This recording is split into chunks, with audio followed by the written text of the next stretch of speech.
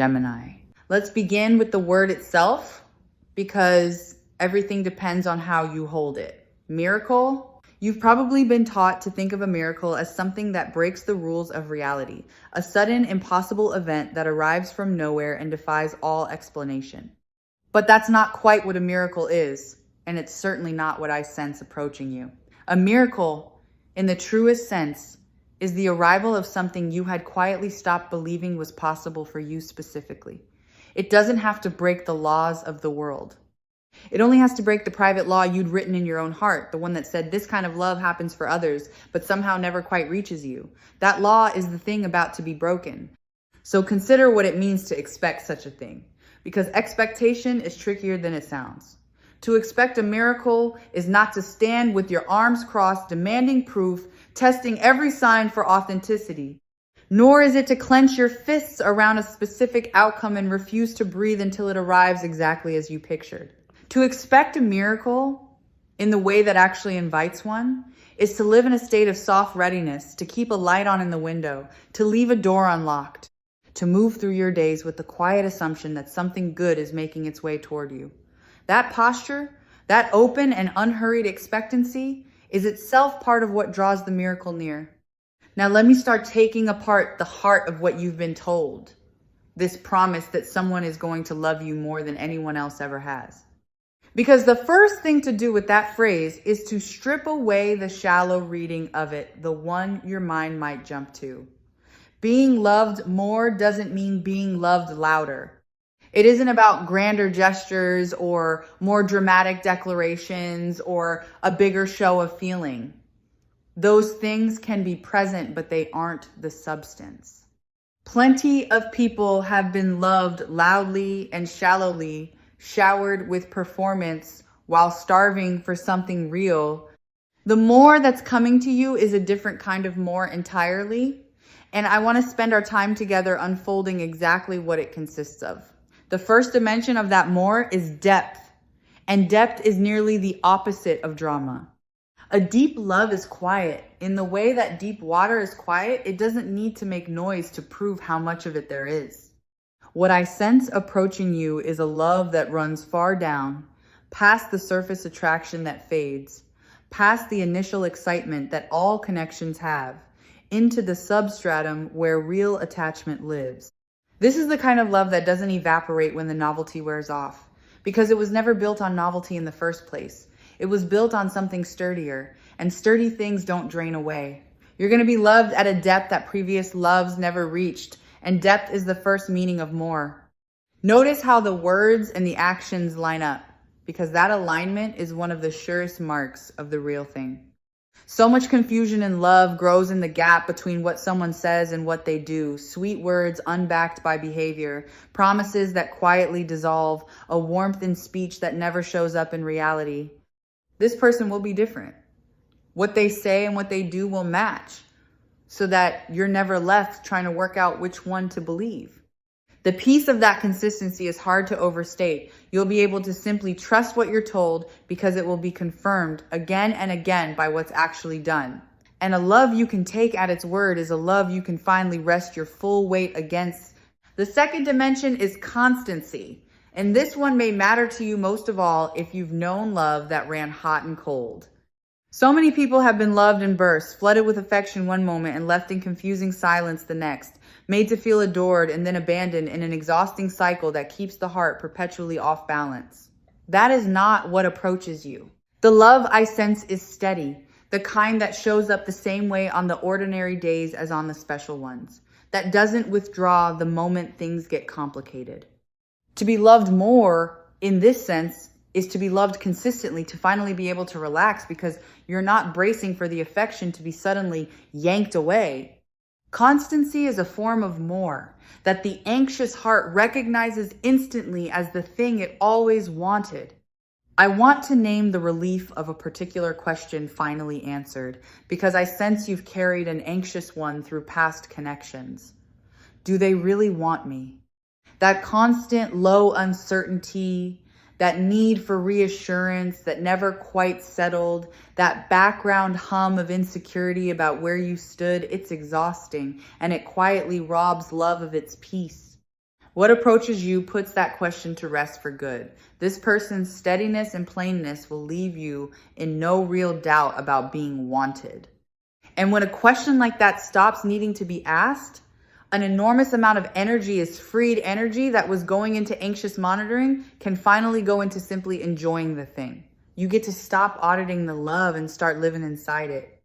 The third dimension is being truly seen. And this is where the more than anyone else becomes almost startling.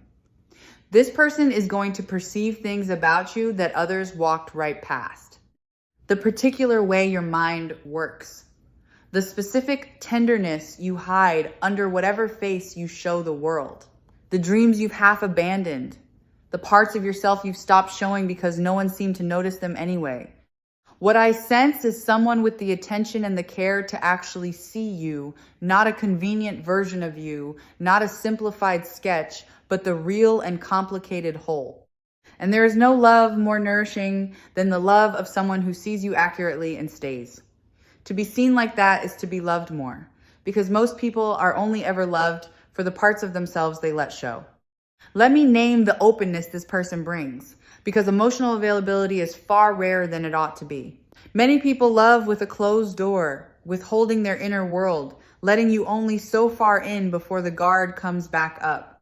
This person, I sense, is willing to be genuinely open with you, to share what they feel, to let you into the private rooms of who they are, to be vulnerable rather than defended.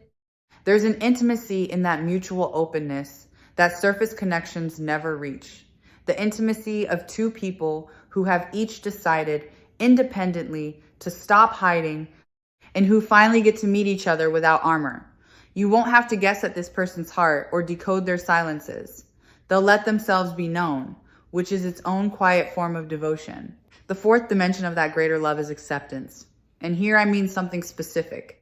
There are places in you that previous loves flinched away from, a difficulty, a wound, a complexity, a part of your history or your nature that made others pull back or ask you to be different. This person is going to love you in exactly those places. Not despite them in that grudging way people mean when they say they'll tolerate your flaws, but with a genuine acceptance that doesn't require you to hide or shrink. To be loved more is to be loved in the very spots where you've been loved less. To find that the things you feared made you unlovable are met instead with warmth. That experience can be almost disorienting the first time. And it's one of the truest signs of the real thing. There's an encouraging quality to this love that will lift you in ways you might not anticipate. This person will believe in you sometimes, in your lower moments, more than you manage to believe in yourself. They'll speak well of your potential, champion the dreams you've been half afraid to say out loud, stand behind your becoming instead of quietly doubting it. This is one of the underrated gifts of a great love. It doesn't only feel good in the moment, it actually helps you grow, because being genuinely believed in is among the most powerful forces for growth a person can encounter. Part of who you become in the coming season, you'll become on the strength of someone's steady faith in you, a faith that sees what you're capable of, even on the days you can't quite see it yourself. This is the kind of recognition that Sarah Angel Tarot most hopes to help you arrive at the understanding that the love you've been waiting for isn't a bigger version of the love that hurt you, but a fundamentally different kind. One that meets you where the others couldn't reach. Because so often we imagine that what we want is simply more of what we've already had, when what we actually need is something of a completely different quality. And the reading I'm sensing for you points not toward a louder echo of the past, but toward a genuine departure from it. The fifth dimension is prioritization, and this one heals a very specific wound. Many people have known the particular ache of being someone's afterthought, of being fit into the leftover spaces of another person's life, squeezed in around everything they considered more important, never quite made central. What approaches you is the opposite of that. This person is going to place you near the center of things, to arrange their life in a way that has room for you at its heart rather than at its edges. To be loved more is to be prioritized, to finally be someone's genuine priority rather than their convenience. And if you've spent time feeling like an option, the experience of being chosen first, deliberately and consistently, will feel like coming in from a cold you'd grown so used to you'd forgotten it was cold. There's an active quality to how this love is arriving, and I want you to feel it because you may be far too used to being the one who does all the reaching. In past connections, perhaps you were always the pursuer, the one putting in the effort, the one crossing the distance while the other person stood still and let themselves be loved. That imbalance is reversing. This time, someone is coming toward you, reaching in your direction, doing the work of closing the space, choosing to move rather than waiting to be moved toward.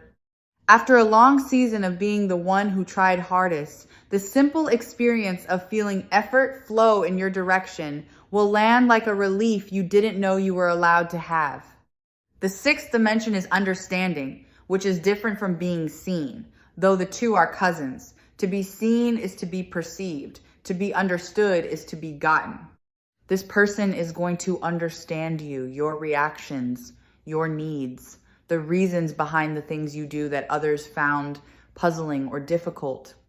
There's a particular relief in being with someone who doesn't constantly misread you, who doesn't take your quiet as coldness or your intensity as too much, who grasps the logic of your inner world, even when it wouldn't make sense to a stranger.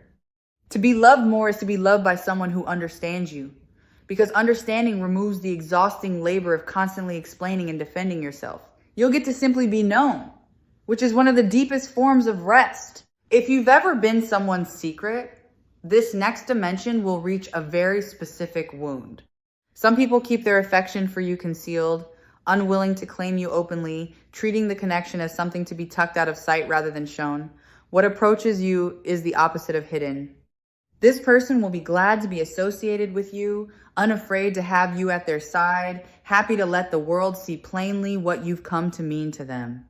There is a particular healing in being openly claimed after a time of being quietly hidden, the feeling of stepping out of the shadows and into a warm and unashamed light, where you are not a secret to be managed, but a presence to be proud of.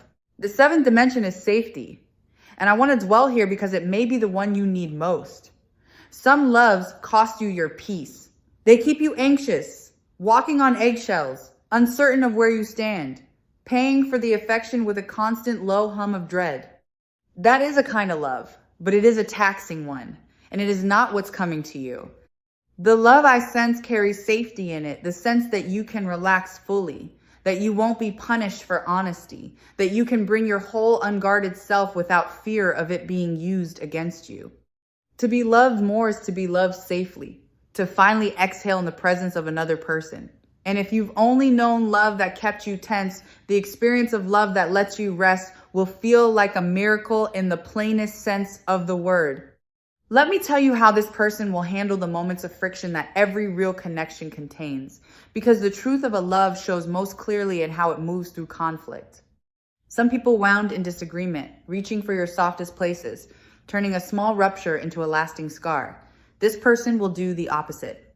When friction comes, as it inevitably does between two real people, their instinct will be to repair rather than to damage, to mend rather than to win.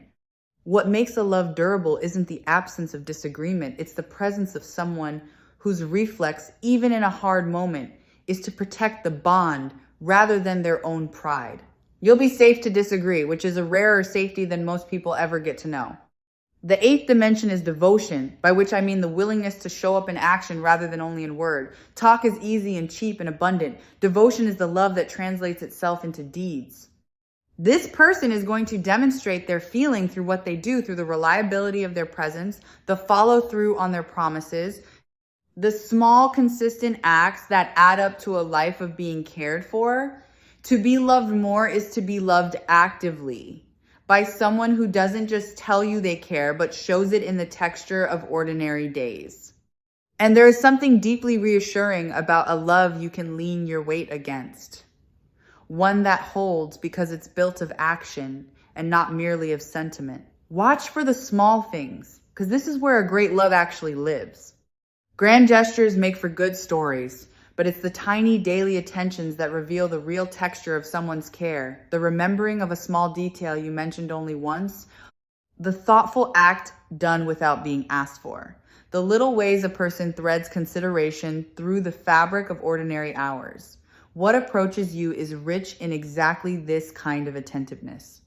And you may find that it's these quiet, unremarkable acts of thoughtfulness gathered up over time that make you feel most deeply cherished, even more than the occasional sweeping gesture, because they prove that you're being thought of, not just in the big moments, but in the countless small ones too. The ninth dimension is delight, and this one is pure sweetness. There's a difference between being tolerated and being enjoyed, between someone putting up with you and someone actually taking pleasure in your company. What I sense approaching is a love that delights in you, that finds you a joy to be around, that lights up at your presence, that considers time with you a gift rather than an obligation. To be loved more is to be a source of happiness to someone, to watch their face brighten when you walk into a room. If you've ever felt like a burden, like something others endured rather than relished, this dimension will land especially deep. You're going to be enjoyed, delighted in, treasured for the simple fact of being yourself. There's a dimension of loyalty in what approaches you that deserves its own light, especially if you've ever known the particular ache of a divided heart. Some people love you while keeping one eye elsewhere, hedging, never quite committing their whole attention to you. What I sense is single-hearted, a love that points fully in your direction, without a wandering gaze, without you having to compete for a place you should never have had to compete for. There is a deep and specific peace in that kind of undivided focus. The peace of no longer wondering whether you're truly the one or merely one of several. You are the one, wholly and without rival, and you'll feel the difference the way you feel solid ground after a long stretch on shifting sand. Now let me turn the deconstruction in a direction you might not expect, because the miracle isn't only about what this person will do. It's also about what's happening in you. Part of what makes this love possible is that your own capacity to receive it has been expanding. It's a strange truth that many people can't actually take in the love that's offered to them. They deflect it, distrust it, sabotage it, because some old part of them doesn't believe they deserve it. And so love that arrives finds no place to land. But I sense that in you, the ground is being prepared. You're becoming more able to believe in your own lovability, which means that when this love comes, you'll be able to actually receive it rather than push it away. The miracle is partly the love arriving and partly you being finally ready to hold it. Let me address the loves that fell short before, because I don't want you to carry their failure as your fault. If previous connections didn't rise to this level, it wasn't because you were unworthy of more. Often it was simply that those people lacked the capacity to love at the depth you needed. They were at a different stage, carrying their own limitations, unable to give what wasn't yet in them to give. Their inability to love you fully was a fact about them, not a verdict about you. This is worth sitting with, because so many people conclude from a series of disappointments that they must be the problem, when really they were just offering a depth of heart to people who couldn't match it. The match, not the merit, was what was missing. And the match is what's coming. There's a reason this person is capable of loving you at this level, and it has to do with what they've lived through. Depth of love usually comes from depth of experience. People become able to love greatly after they've suffered, lost, grown, and learned what actually matters. The person approaching you has, I sense, been shaped by their own journey into someone with the capacity for real devotion. They didn't arrive at this readiness by accident. They earned it, the way we all earn our depths, through living. And that means what they bring to you isn't the shallow love of someone untested, but the seasoned love of someone who knows from experience how rare and precious a genuine connection is. They'll value you the way only someone who has known the lack of such a thing can value it. Let me draw out the meaning hidden in that crown you might imagine, hovering over this whole idea, the sense of something regal in what's coming. To be loved more than anyone else has loved you is, in a way, to be treated as royalty, not in the sense of being served or worshipped, but in the sense of being held as genuinely precious, honored, treated with a care that acknowledges your worth. This person is going to treat you as someone valuable, someone to be cherished rather than taken for granted. And if you spent time being treated as ordinary, as replaceable, as someone whose presence wasn't particularly prized, the experience of being treated as precious will be a profound recalibration.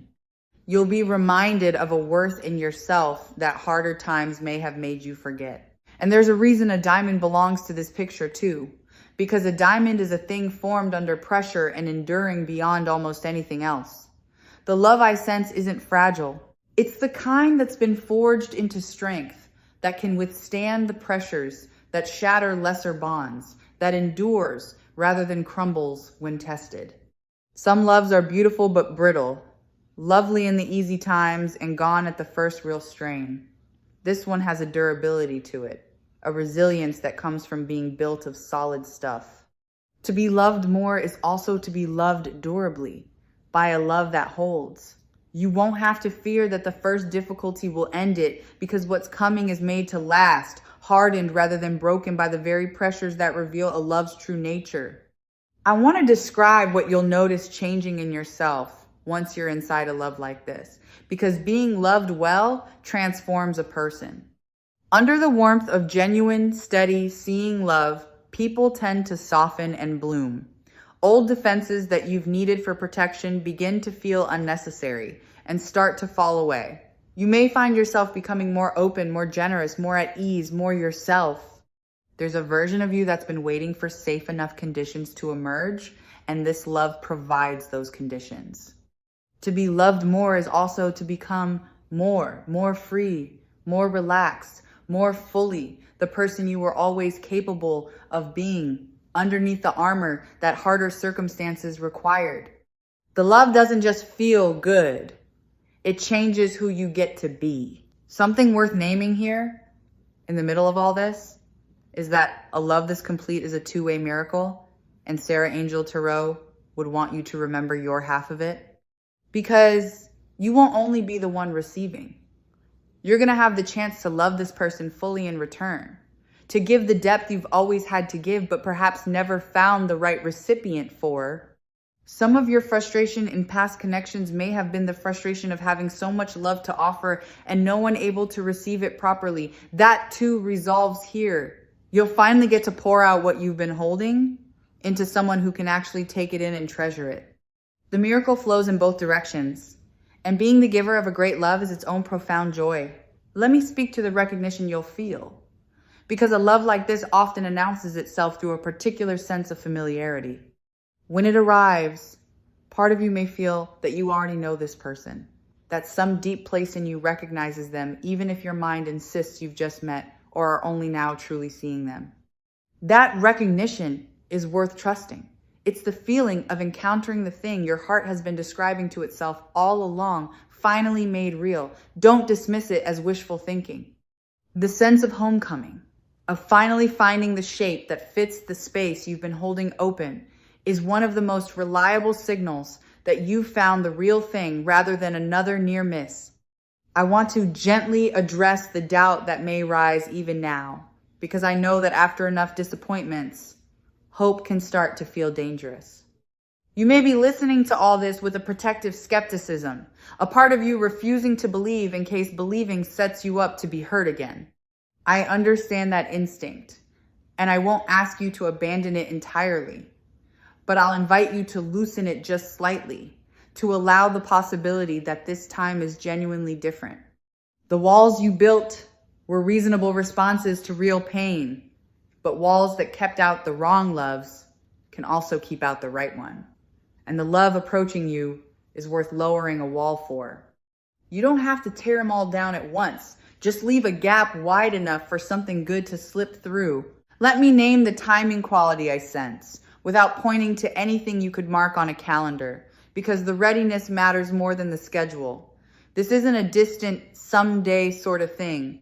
It has the feeling of something near, something that has moved from the realm of the possible into the realm of the imminent. The conditions have aligned. You've grown into readiness. This person has grown into readiness, and the space between you is thinning. What was once a far-off hope has become a close approach. So while I can't and won't hand you a specific moment, I can tell you the energy of it is present tense and warming, not cool and remote. It's the feeling of something almost here rather than something you can only long for from a distance. I want to reflect on the patience you've shown in waiting for this, because your waiting was not wasted time. Every disappointment refined your sense of what you actually want. Every connection that didn't work taught you something about yourself and about love. Every stretch of loneliness deepened your capacity to appreciate real companionship when it finally comes. You didn't waste those years by not yet having this. You were being prepared for it, sharpened and clarified and readied, so that when it arrives, you'll recognize it and know how to hold it well. The person you are now, shaped by everything you've been through, is exactly the person capable of receiving and sustaining the love that's coming. Nothing was wasted. It was all preparation. There's a specific fear I sense in you that I want to dissolve. The fear that you might somehow miss it, that the miracle could come and you'd fail to recognize it or mishandle it and let it slip away. Let me set that fear to rest. A love this aligned isn't so fragile that a single misstep destroys it, and you're not so oblivious that you'll fail to notice something this significant.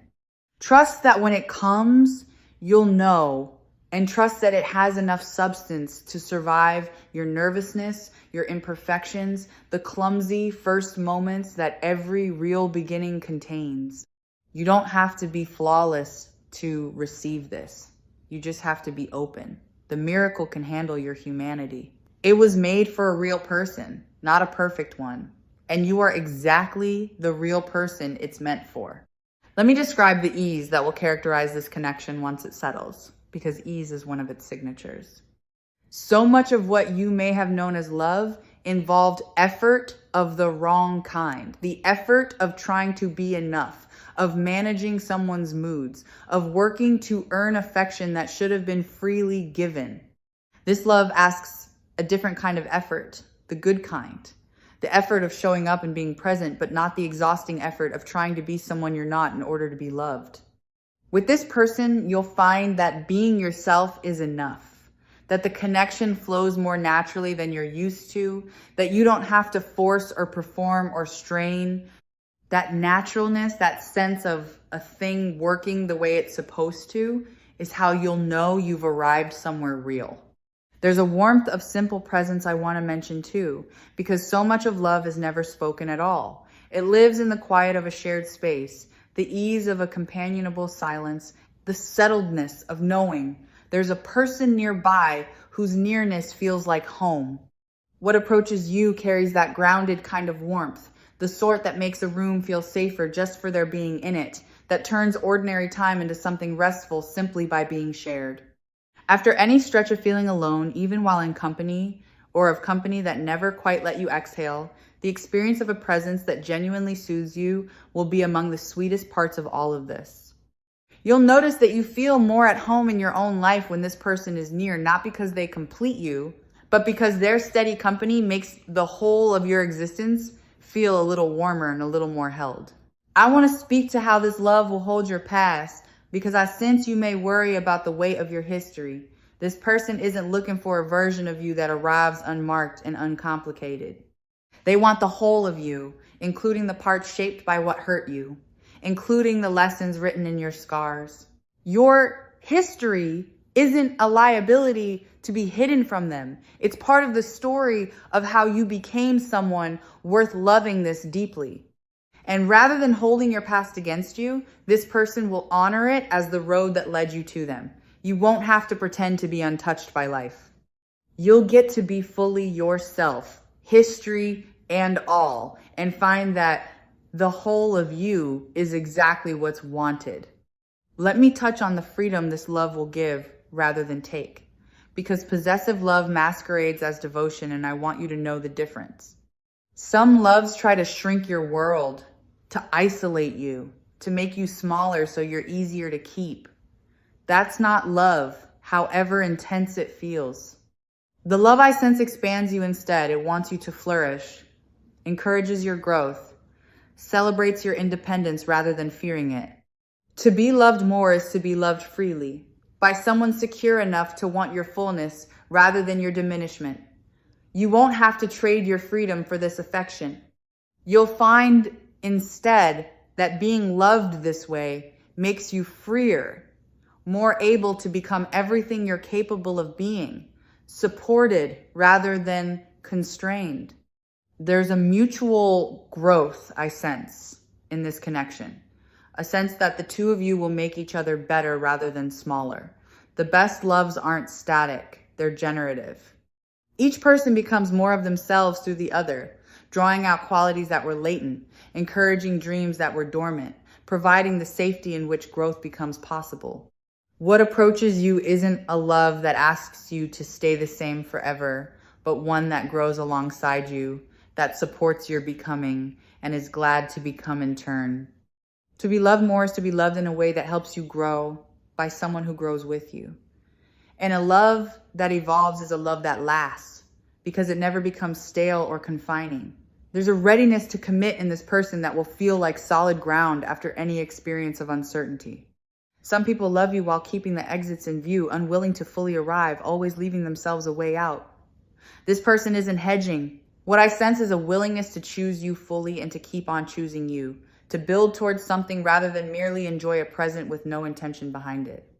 After any time spent with someone who kept one foot out the door, the experience of being with a person who steps all the way in, both feet, without needing to be convinced, will feel like the arrival of something you can actually build a life upon. Not a fragile maybe, but a foundation.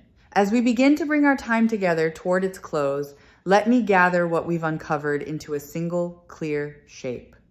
The miracle approaching you isn't a violation of reality. It's the arrival of a love you'd stop believing you'd find.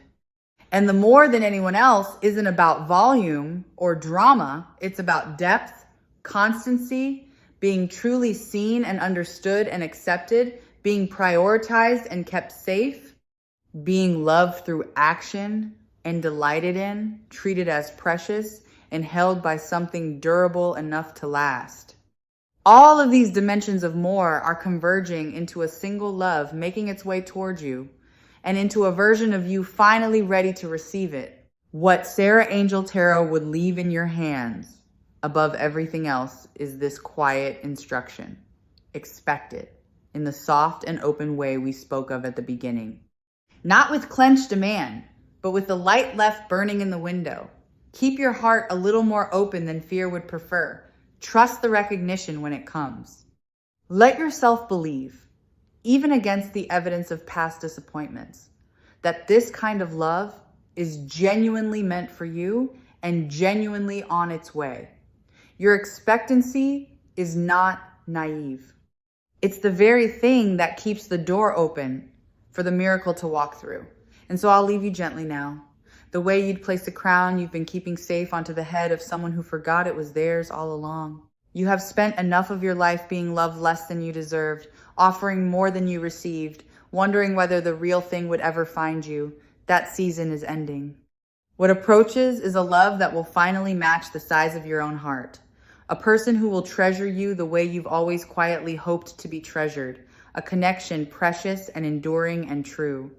Expect the miracle. Keep the light on. It's coming towards you and it's yours and it was always meant to be.